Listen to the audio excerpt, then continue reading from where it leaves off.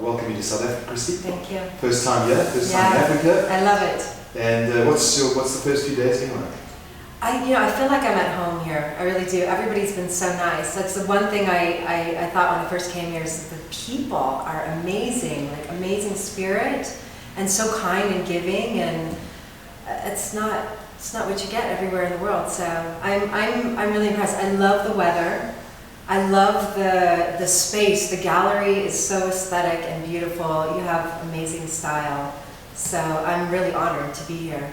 Well, thank you very much. Yeah. I mean, Christy, this has been a year and a bit in the making for us to have this exhibition. Yes. And I'm sure the audience would like to know a little bit more about yourself. I mean, I was very fortunate the first couple of days to spend some time, just find out your background. Yeah. In your early years, you were born, you said, in Hawaii. Mm-hmm. So you spent your entire childhood in Hawaii? I never left Hawaii. So my parents didn't have enough money to have us go on vacation or anything. So I grew up on Oahu, the main island, and my great-grandparents actually moved to Hawaii from Germany originally. So I have a lot of family there. A lot of mixed, because there's so many races in Hawaii. Yeah. We have a lot of Japanese, Chinese, everything you think of. So the family's kind of mixed along the line, yeah. So of European descent, German? I actually have English, Irish, Italian, German, Scottish, Polish, and French in me. All European, but... That's why you feel so hurt to home in South Africa, because that's how South African populace is made up. Really? Exactly Okay. the same mix. Okay, yeah. A lot of the Dutch and French and Polish and German and Italian and Greek all immigrated to South Africa at some stage, just after the Second World War. Right. So that's why you feel at home. Yeah. I actually sort of put my finger on it. Yeah. You had the same sort of mix. Yeah. So now back to your psyche, because I mean anybody's dream as a kid, you say to someone, you're going to have a childhood of growing up on an island and be surrounded with in the Pacific with these wonderful breaking waves, the ocean. Yeah. It's a subtropical, tropical sort of climate there, and I mean Hawaii is known not only as a great surfing destination, but it's also known as an area where they have the most wonderful floral sort of displays and wonderful flora, indigenous flora, which is quite exotic, and the hibiscus being one of them, and the Rangipangi. We have a lot of the same flowers that you have here, which I didn't realize until I started making the collection. The protea, and the bird of paradise, and a lot of these. Strelitzia. Right, and I was the orchid, of course, but it was interesting growing up in Hawaii because the first thing was the water. So I was really attracted to the water, and just naturally, I grew up. My father was a surfer. And he really taught us the respect of water, because water is so nurturing, but it's also very powerful. So if you don't have that respect, especially if you're going out surfing, which we did a lot, my dad taught us that you look at the water, you really have to understand what's happening, and then that's when you go in. And so we learned that growing up, just that respect. And I mean, water's everywhere. So it's rain, ocean, waterfalls. I mean, it's just everywhere, and it's so healing. So the first thing I would do when I did move to Los Angeles when I was in my 20s was every time I'd come home, I'd just go straight into the ocean and I would feel healed, like I was rejuvenating. Because that brings me back to my original sort of assessment and analysis of it. Because I would have said, as a child growing up in Hawaii, the significance of water, the essence of life. Yes. Without water, there is no life. There's no life. Yeah. Life, no water and no light. Right. Two very significant things. Right. But when you're in a climate like that, or in an island like that, you're going to be surrounded by light dancing off the water, like you said, the waterfalls, the sound of the waterfalls, the droplets of dew or rain, raining off the leaf or flower. Right. So this must have had because you look at your body of work, you can realize they must have had significant things that had a tremendous impact on your psyche. One being water, and the other being flowers.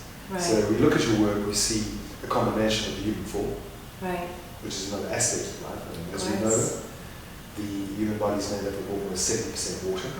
So essentially, and the flower is, I think, 99.9%. Really? I didn't know that. Yeah, so again, you're looking at a body of water, which is really a field. Yeah. Maybe you look at a painting, maybe you look at a canvas in the field. your field is water. Yeah. You raised this point earlier, your father taught you respect for water. Yeah. And I think that's what's wanting in the world today is people don't respect how important and significant water is I know. for the sustainability of mankind. Yes. And I mean, it's relevant for you because every one of your works is something created in water. Right. So it's a rebirth. Right. It's the reincarnate. And sometimes important because a lot of your figures you use are more mature adults. And I think a lot of us, only when we spend a bit of time on this planet, do we come to realize the importance of respecting the environment. Right. And the importance of looking after water. Yes. Because it's so essential Yeah. to the sustainability of mankind. Yeah. So we're going to your work now. Yeah. I mean, you mentioned to me briefly the other night that your formal education lay with in film and photography. Could you just tell me a bit about those early formative years, but your more sort of educational structures that sort of gave you a more rigid education? Right. I started when I was 13. My first love was poetry. Okay. So I was writing a lot of poetry, and really that's important right now for me as far as the works, although it may not become. No, they're poetic. They're poetic. I do read a lot of poetry, and I read a lot, and it's where I get a lot of inspiration too for the pieces. Just even a line in a poem can inspire me. But I did study filmmaking, so I was in San Diego State studying filmmaking, and so I've got a bachelor's degree in that. But I would say most of my education was self-taught because I was learning more theory, and I was already making films. There was a program when I was in high school, and I won all these awards, and I didn't know what I was doing. I'd never done film before, but it was so natural. I became obsessed. There were no other subjects in school that I liked. I wasn't doing very well, math and all these other things, but as soon as I had my first photography class where I was in the dark room, and I just became obsessed. I would lock myself in the dark room I had an hour. So it was my turn, I had an hour, and I would just mass produce these photos. And I have a stack of them now, and they're all yellow because I never processed them completely because I was so in a rush to get them done.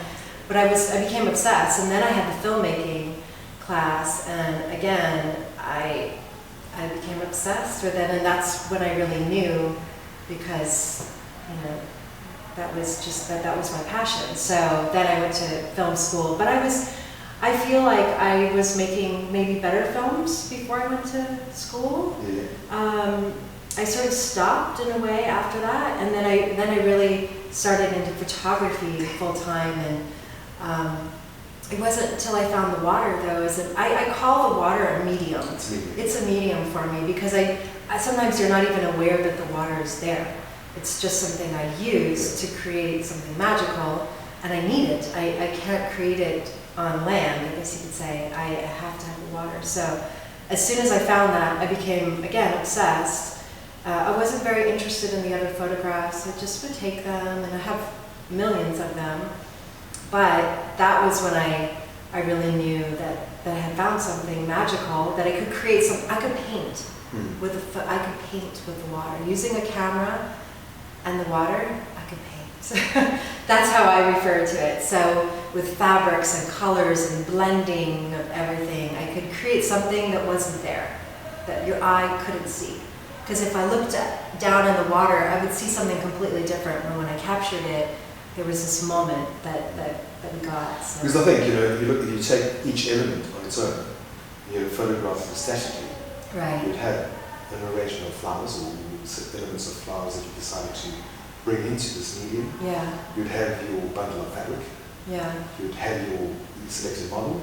Yeah. And you took each of those, they wouldn't have the same sort of story. Yeah. And I think the they media, go well the together. water, they work well together because you created that. So for me, the one question I didn't ask you is it a series, is it individual shots, or is it a film that you take and then you select the most appropriate? Because if you look at it, they're all figurative aspects. But in the water, it almost is a transition into abstraction, where you can't clearly grapple with what you see.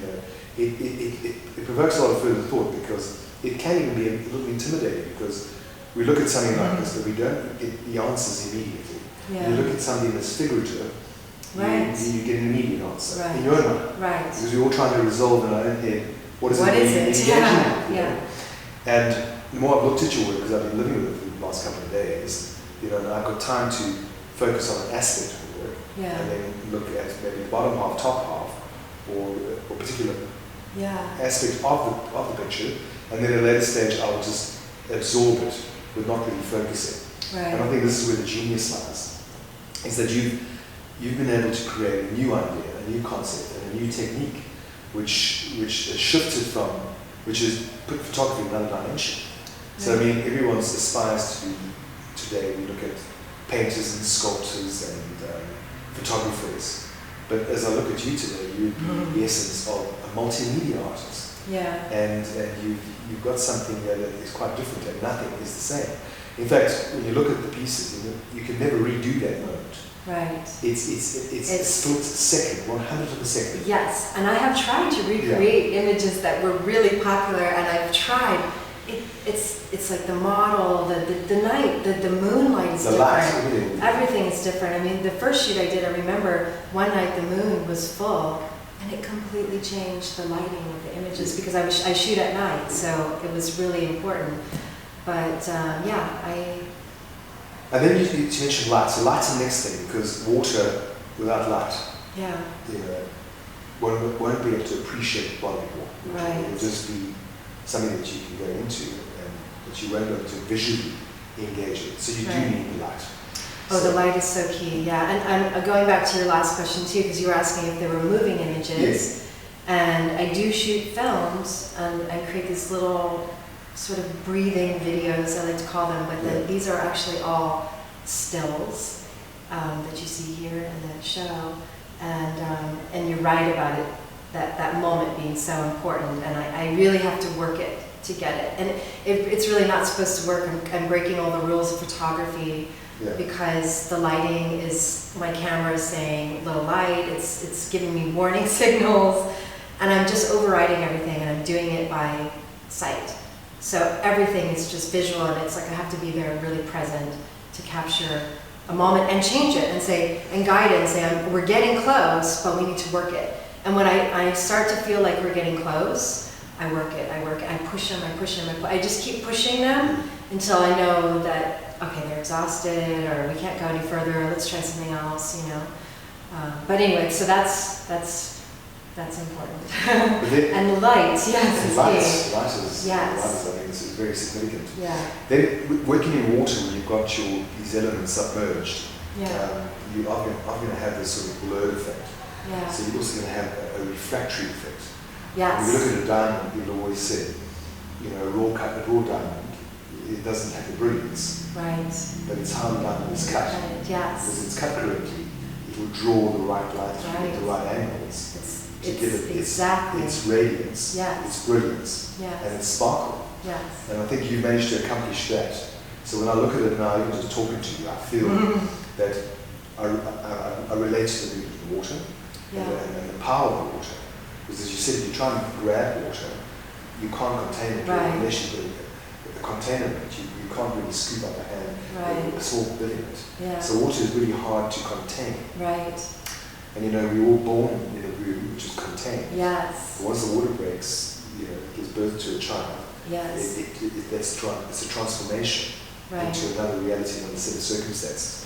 So you orchestrate the circumstances, but there's Right. things that are, which I would go, you said you use your eye, but I think there's a strong link between the eye and your intuitive side, Of course. as yeah. well as your aesthetic sense, Yes. that you'll know and capture that exact moment where you Right. feel you've reached the peak of the aesthetic statement. Yeah. You also maximize that. Yeah.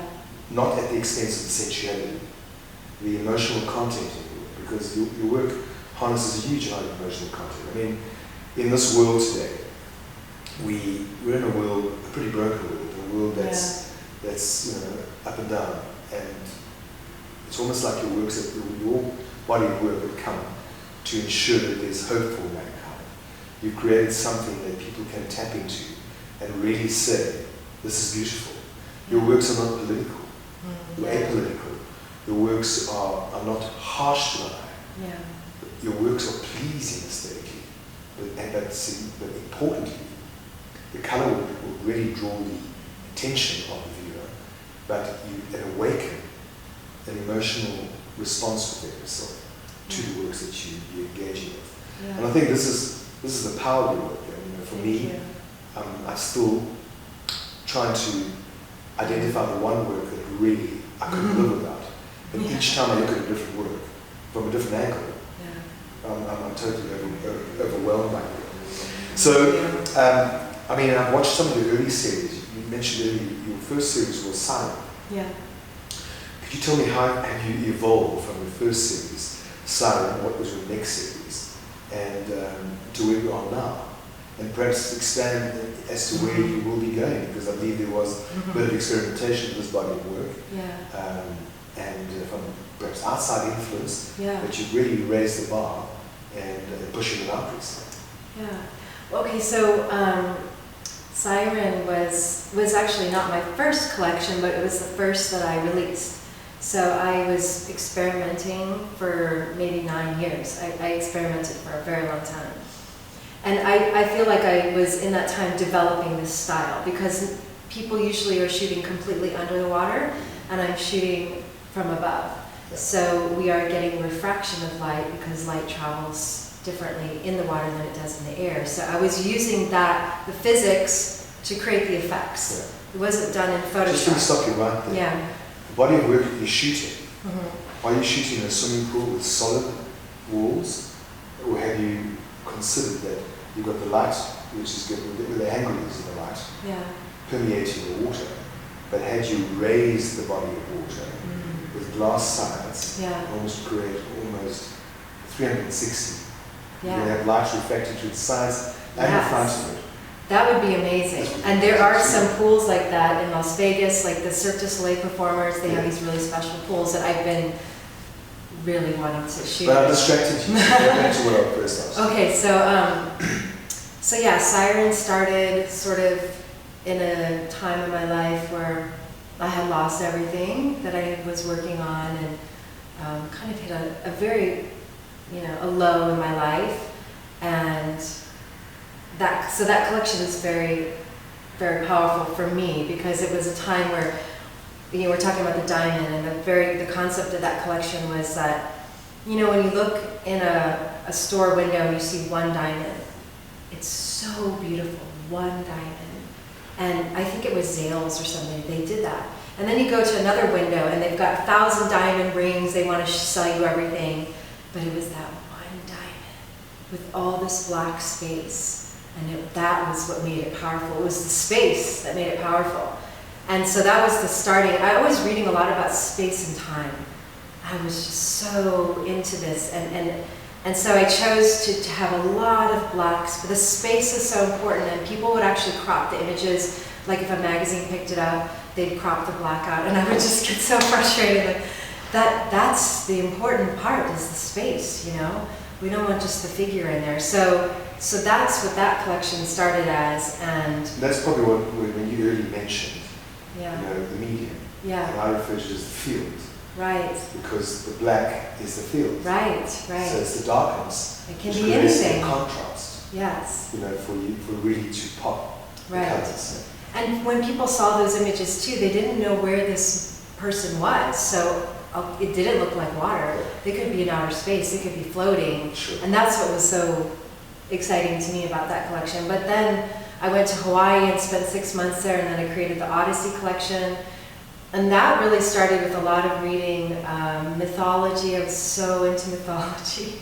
And friends, it was funny because people would give me books, and then I would start reading and get so inspired about these half-human, half-animal beings. How do you find the hope? How do you grow from that? So that was the starting. And I think that's kind of come with me as I've progressed. That concept is always there in the background.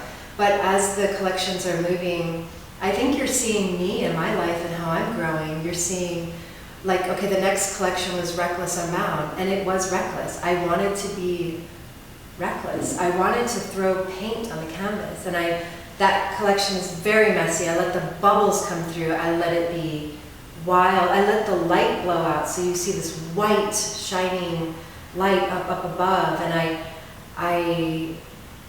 and so that was, those two words are really important to me. I mean, I spent a long time researching and writing in my notebook to find Reckless Unbound. It was like, so that was a whole new world. So what you're saying is, from where you were at Odyssey, yeah, at a very low point in life. So obviously your own personal journey. Yeah. And your own experiences. Yeah. On the subconscious. Yeah. What You're seeing that in the collections. Are reflecting. Oh, yes. Interesting enough, in your body works. Yes. So you moved from Odyssey into Siren. Siren to Odyssey. Siren to Odyssey. And then to Reckless Unbound. Okay, and that was a clear shift again.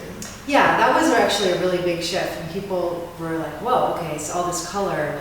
And the other ones had the black backgrounds.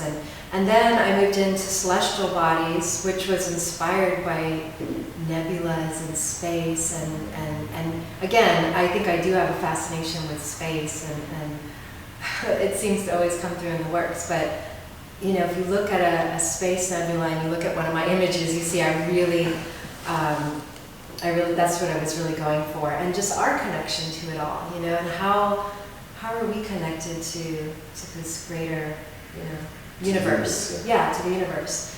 So, and then there's a lot of double images of the, like each, you know, two bodies, and I put a double image, and that was just our duality, you know, this yin and yang, and that was so key also to who we were. And that, I guess that's also always fascinated me, the dark and the light, and that combination, how they both need each other somehow to move to the next step. So I would say most of my works are me. I'm trying to understand mankind and understand me, and trying to bring some hope into things for myself and for others too, and to sort of dive into being vulnerable.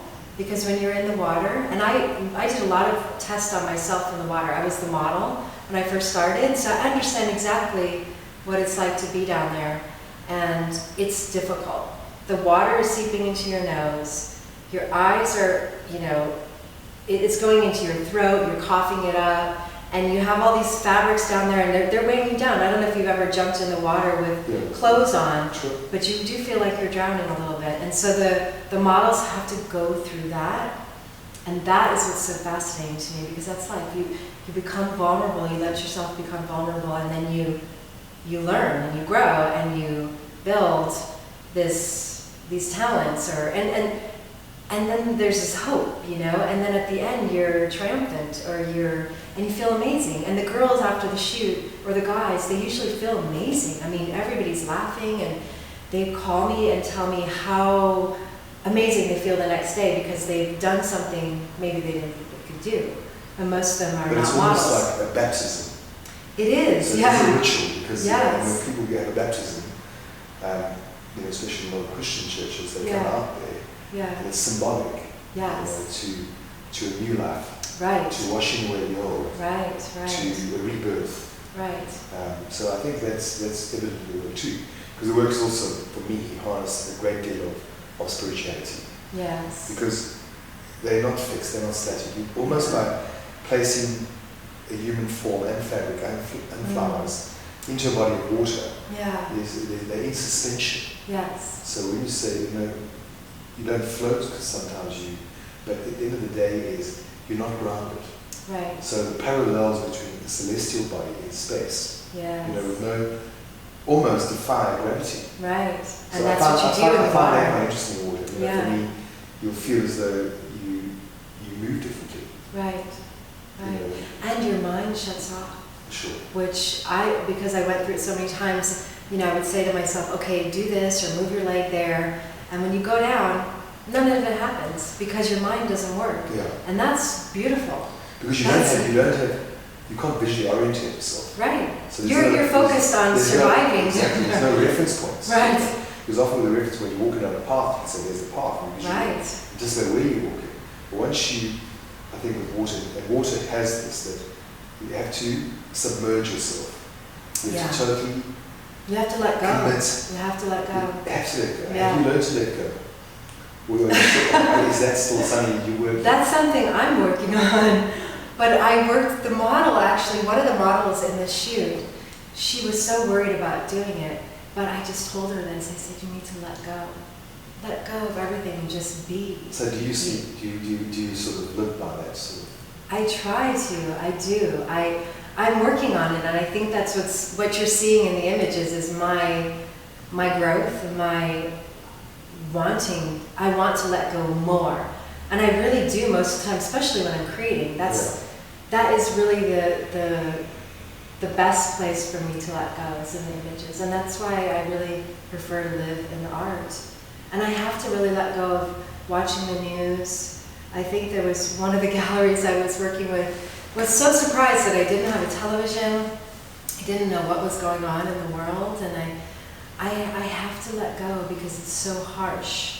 And in order to create these works, I have to just be free in my mind to just live in almost a fantasy world it's something I would want for people. Like when I put an image here, I said, that's where I want you to live.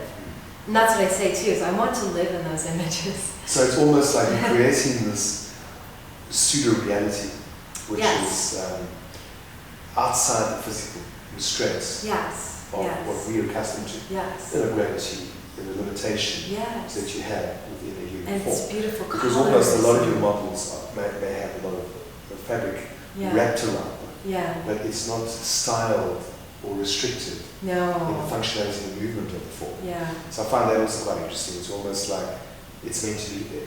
Yeah. But it's almost, it could be, when I look at the fabric, it reminds me almost of seaweed in the ocean. Yeah. That same kind of move. Yeah, and it moves where it wants to move in the water. And you can't control it sometimes. You need to just let it go. It's usually completely gone by, we do a couple shoots and the fabric's gone. It's just floated away and it has a life of its own in the water.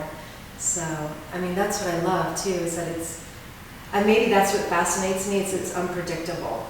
And I never get bored. Are you unpredictable? I think so.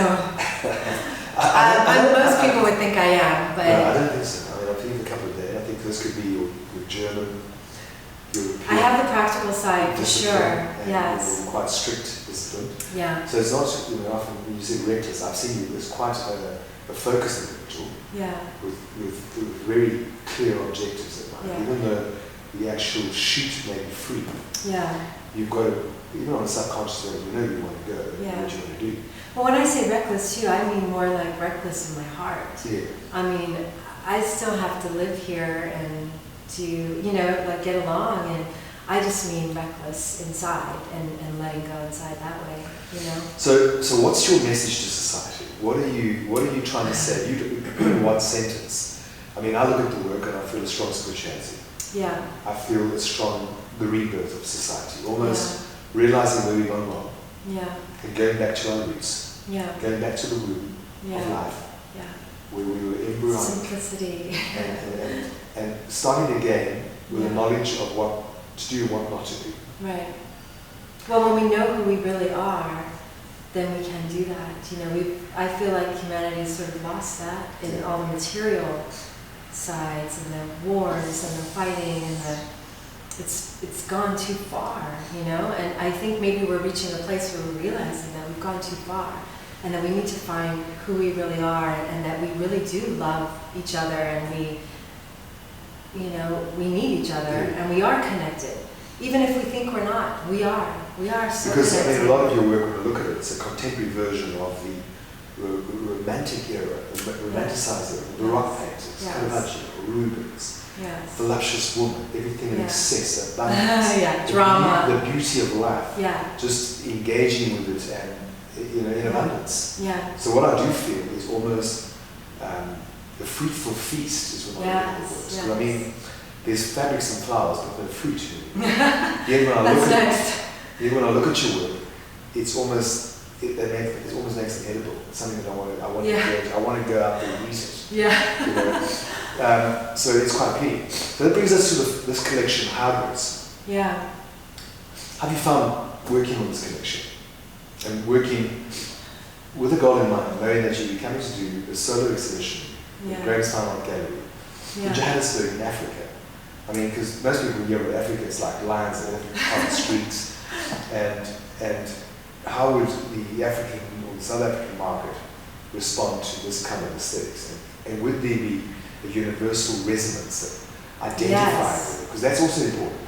Absolutely. In your work, I see a universal language that people can tell. I'm so tired of all the class distinctions and race. I mean, I come from Hawaii, so there it's such a melting pot of different cultures and different types of people. And then I lived in Los Angeles after. It's like you get every race, every type of person. I love that. I love that. I couldn't do without that, and I want people to find more peace in that. And I feel in this collection too, it was pushing the boundaries for me. I was really excited to come to Africa. It was just a new territory, and it was a challenge for me. How do I communicate with the people? And so actually in this one, I did use a lot of different ethnicities in the models, and that was really important. And I always do that. I always just do that anyway, but for some reason I felt that was really important in this collection, is the combining of the races together in this beautiful spirit. And that was just one of the messages. And my work really is about freedoms, you know. Because what I see in your work is exactly on that. Yeah. It's regardless of race or culture, you know, or language, or religion. You know, exactly. We all are essentially human. Yes. And we all engage. Everybody, I mean, any person's dream holiday would be to an exotic island. We're surrounded by tepid water, beautiful fragrances, wonderful floral displays, and lovely greenery. It's peaceful. It's something that people aspire to. So I think we spoke earlier this week. I relate to you. I think both of us are poetic in our thinking. Yes. And we realize that there's an aspect of living that the world's forgotten. And I mean, that's one of the reasons I've selected you as an artist to join the gallery. Because I identify with you as a person. I relate to the content of your work and your objectives, what you're trying to achieve. Because anybody living with any one of these works at any time of the day, regardless of whatever happened in their day, they sat back and had a glass of wine, or wouldn't have a glass of wine, a glass of water. You'd feel happy looking at your work. That's really important to me. Sometimes as I'm keeping notebooks of ideas, you know, I sort of, if I am paying attention to what's happening in the world, I want to comment on something, especially politically, and then I always go back and I say no, because that's not the answer, you know. When you start resisting those things, then you create more of them. So for me, I said, no, I need to just create beauty. I need to remind people that I want them to look at the image and to see themselves, like a reflection, that they see maybe their true selves, you know, in some work of art, that they see a piece of themselves that they remember. And I really feel when I see people, that they are tapping into themselves. Maybe they feel, oh, the work is making me feel good. No, it's something they're seeing in themselves. This is what I feel. So they're maybe connecting to that. Because many childhood memories you had were always those fun afternoons as a kid coming from school. There was like a school pool, a public pool, or a family pool. Of course. And you know, the set of the barbecue in the background. These were spiritual engagements where people really engaging each other, embracing each other. And I think one of the things we haven't touched on is the sense of love. Because when you look at this just awakens a love of life, a love of the beauty around us. It almost takes off the scales, it takes off the blinders, and it exposes us to what we can, how we can live, how we can express ourselves, how we can transform ourselves. So nothing is lost.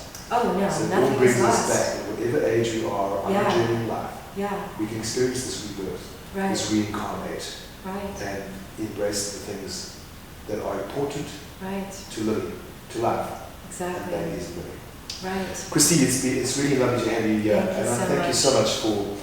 I mean, it's not an easy flight all the way. That was a long flight. The other side of the US. But I'm so happy to be here. So thank you for having me. And I trust that our collaboration and the sort of joining the gallery will be good for you, and we can spread your evangelic word to the world that all's not lost. There is hope. There is life. And we all stand together in unity and see the world through the eye of Christy Lee Rogers, Mm-hmm. and through her lens, it's going to be a transformation in how we approach things and our attitude, moment to I love moment that. and day to life. I love that.